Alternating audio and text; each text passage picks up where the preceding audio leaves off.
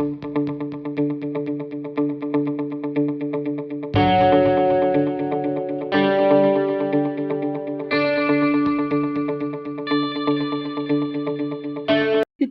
develop better person. It gets you to connect to the land. And that's one of the things, like whether you're indigenous or no, uh, in any culture, if you get the youth people involved, it makes you more grounded to the land. So that's why I think it is. And also the satisfaction. One of my inspiration, I don't know about you, but if they still do it in school, when I was in grade 12, there was a novel, Death of a Salesman. And my inspiration came from that novel because one of the guy, I forgot the character, and he was a salesman. He was traveling and so on, having that high style of life, but he was not satisfied. But when he came home to his apartment, it's all dark and so on. He was growing some beans, and how good it feels when he finally saw the fruit from the beans, and said, "Geez, this is something I can hold, I can enjoy, right?" So I said, wow, how nice that will be.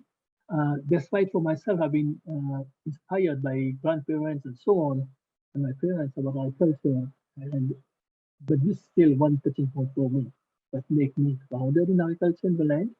And I think youth will be doing that too. And they'll learn better when they're small. When kids are small, they're adventurous. They want to learn everything, right? Then I think connected to the land and how to grow things is the way to go. And so on. And so just connect to that and learn more, right?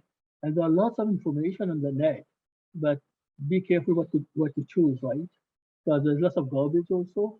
So I stick to like with Canada, USDA, the United States, the European, Australian.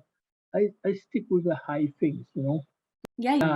I don't have notes. I just whatever I put on the slide is there, but feel free. That's why I put the link.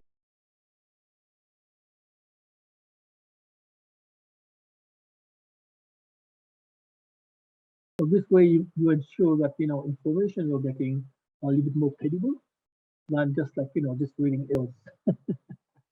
Everybody like potatoes with me. You need to source some stuff, right? And of course, you see price of seed potatoes, but sometimes you buy potatoes and coming in the spring you see the sprouting, the heads start to sprout. I save them. And when coming in the garden, I put them into pots. I put them into, you buy those rice bags and like we are like goni, right? You just put some dirt in that, you hang it on your fence or on your balcony, and you have potatoes, right? And there are many ways, even if you live in an apartment or you have a small yard, or if you can have a huge yard, you can grow lots of potatoes. Then, like for me, like squash, beans, tomatoes, carrots, like those are easy to grow, right? And of course, leafy greens. Leafy greens for salad are really easy to grow year round. Nowadays, you can buy like a small fridge with lights in it. You can grow all your green leaves for the year. If you like Brussels sprout, you just get some mung bean seeds, soak it for 2 days, and put it by the window sill, where you get lots of on paper towel, where you get lots of sunlight, and within 2 days it sprouts. You have your sprouted things, right? So lots of food. Some of the foods like tomatoes and peppers are hard because they need high temperature. So with high temperatures, but in the summer, when it gets to the 28, 24, 28, which lately we have seen, you get good peppers and tomatoes, right? So all of them, just try. To me, just like a playing ground, just play, and you will find out what works for you, what doesn't work, right? And bear in mind that all plants need water. Do water them, not overwater. Plants don't like wet feet. Same like us, wet feet is not good. Plants are the same, will die. But just observe and let go.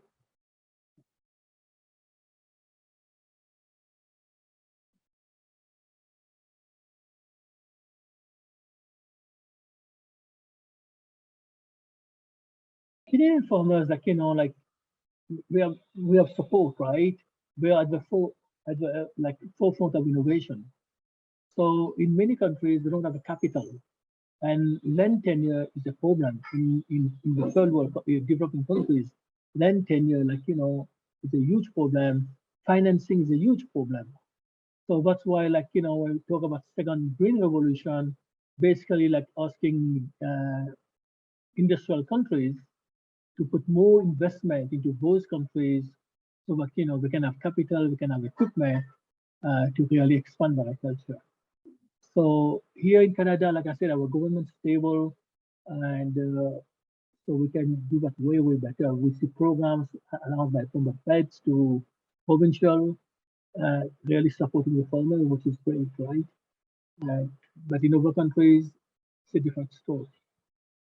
That's why I say we are blessed. We are blessed, we're fortunate, whichever way you call it. Yeah, it's pretty cool.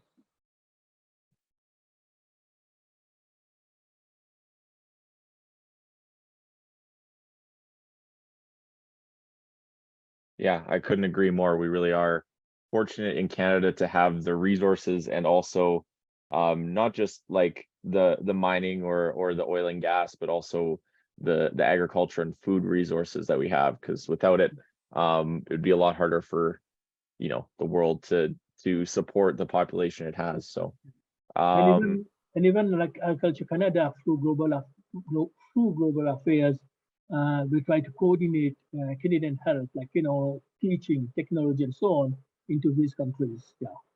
Although many countries will say, give us money and that's it. But if you give them money, how it's spent, you have no control. But at least like for global affairs, for Canadian expertise, uh, we try to ensure that the money go to the right places to help the people in need. Thank you so much for having me. Like I said, it's a huge topic. I spend more time thinking about it than putting it together.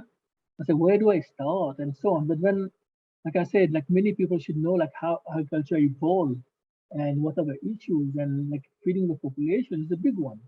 But how you go about it, and all the challenges, right, we face, and we are going to overcome it. Like here in Canada, it's not as much.